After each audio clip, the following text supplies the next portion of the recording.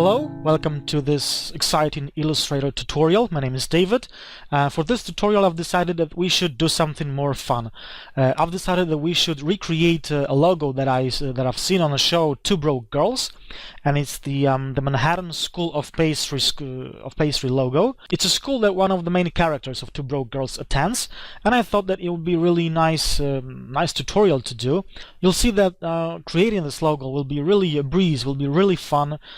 You'll learn some really nice tricks, some easy techniques, and it's going to be really fun. But let's get started.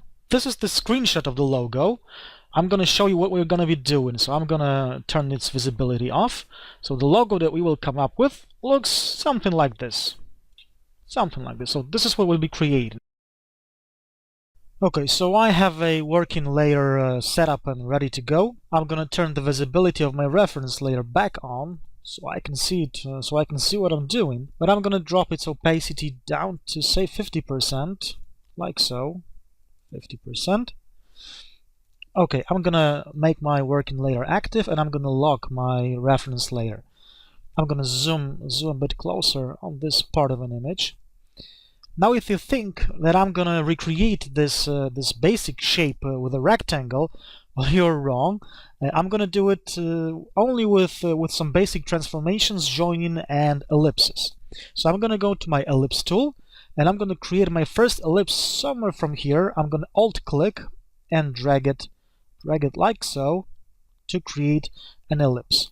I'm going to make my stroke black, and I'm going to Alt-Shift and drag to the right this ellipse to make a clone version of it, like so, to the right.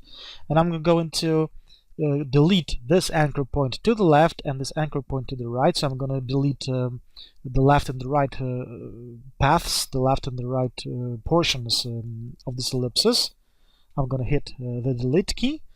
And I'm going to join this path, this anchor point, and this anchor point by hitting the Ctrl-J command. Like so, I've created a top part of my basic shape. Now I have to select this this joint path. I'm going to Ctrl-C and Ctrl-F. I've just copied and pasted it in front and in place. Now I have to move this path to the bottom, to somewhere here, but I'm not gonna drag it, selecting and dragging it. I'm gonna show you the move tool that you can invoke by clicking twice on the selection arrow, on the direct selection tool in this case. So I'm not gonna move it. I'm not gonna move it horizontally, but I'm gonna move it vertically by some, I don't know, 400 points maybe. No, maybe a bit more. Yeah, 450 points will be okay. So I'm gonna okay this. Now what I'll do is I'm gonna join this anchor point and this anchor point, this left anchor point, top left anchor point, and the bottom left anchor point of this path. But before I do this, I'm gonna add anchor points to this bottom path, and I'll show you why in a second. I'm gonna go to Object, Path, Add Anchor Points. And now I've created an anchor point exactly in the middle of this path. I'm going to drag around it and shift drag up to create something like an indent, maybe. Something like so. Now I have to drag around this anchor point. I'm going to click this anchor point and hit Ctrl-J to join these anchor points. So this anchor point will be joined with this bottom left anchor point, like so. And I'm going to make my fill black. And as you can see, we have this basic shape ready and waiting for us. Okay, now these handles. Now to create them is a bit tricky, so I'm gonna have to zoom a bit closer on these guys.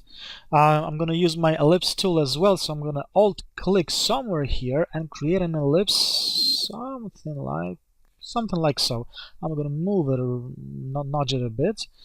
I'm gonna make the stroke black, and I'm gonna get rid of the fill essentially, and I do this by Shift X on my keyboard. And I'm gonna again add anchor points. So I'm gonna go to Path, and I'll add anchor points.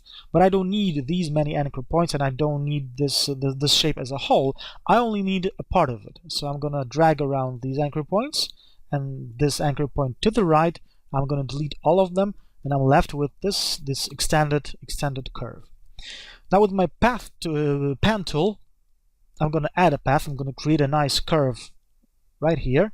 So I'm going to click on this anchor point to start my transformation, start my drawing from this anchor point, and I click somewhere here, like so. And I'm going to create a path. So we have a nice curvature, nice wave, I guess. So I'm going to select this shape, and I'm going to reflect this, and I'm going to start my reflection from this anchor point right here. I'm going to alt-click, and I'm going to reflect this horizontally, and I'm going to copy it. Now, with my direct selection tool, I will select these anchor points and join them, as well as these anchor points right here and join them as well.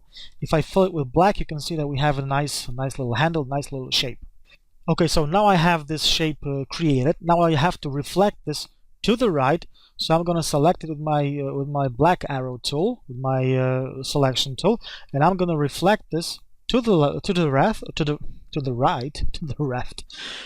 right. So I'm going to alt-click somewhere in the middle, and I'm going to reflect it vertically. So as you can see, well, I'm going to hit copy. So as you can see, I've created well, exactly the same shape, but to the right. But I'm going to have to nudge it a bit to the right as well. Okay. So if I zoom back out, there you go. We're almost done. We're halfway there. We still need to cut this the hole in the middle of this shape.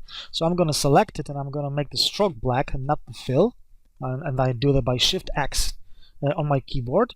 Now I have to create an ellipse, and I'm going to create it from here, starting here, and I'm going to make it something like this. I'm going to nudge it a bit down. Yeah, that's right. I'm gonna copy it to my clipboard because I'm gonna need it later. So I'm gonna Control C, and now with this ellipse selected, I'm gonna select my my basic shape that's sitting in the back. And so I'm gonna shift click on it, and I'm gonna go to my window and Pathfinder tool. And the shortcut for this is Shift Control F9. Well, I have it. I keep it handy here to the right because I tend to use it a lot. And I'm going to choose this option of minus front. So what it does, it cut a hole in our basic shape, in our background shape. If I Shift X, if I exchange the fill with the stroke, you see that we have a nice little, well, not a little, a big hole actually, big hole cut in the middle. So now the type. Now to create this type is a bit tricky, but we will handle it, don't worry. What we have to do is to paste our copied ellipse. So I'm gonna hit Control F, and I'm gonna scale it down. I'm gonna scale it down to say something like this, to 70%, let's be accurate, to 70%. And now to create this type here, we need a type on a path tool that lies here under the type creation tools. So I'm going to choose type on a path tool. I'm going to click here on this path and start typing the Manhattan School. I'm going to select all, and I'm going to make the font to be, well, set it to be 36 points. Something around 36 points. But the original font is a serif font, and this Myriad Pro is a sans serif font. So I'm going to choose a sans serif font, like so. I have the Manhattan School typed on a path. Oh, beautifully. Now the bottom type. So I'm going to Control F to copy my to paste my ellipse. I'm going to scale it down as well, but not that much. I'm going to scale it down to say 88%, so it aligns with the type, the Manhattan School, and it's important. Well, it is important. You'll see why in just a second. I'm going to go OK. I'm going to hit OK, and with my type on a path tool, I'm going to click on a path and type off Pastry. Now, an important step here. I have to select all the type, and I have to go to my wide direct selection tool physically. I have to physically click here, because if I choose the shortcut, the letter A, I'm going to simply type an A, the letter A. But I want to choose I want to choose the direct selection tool in order to manipulate this type right here.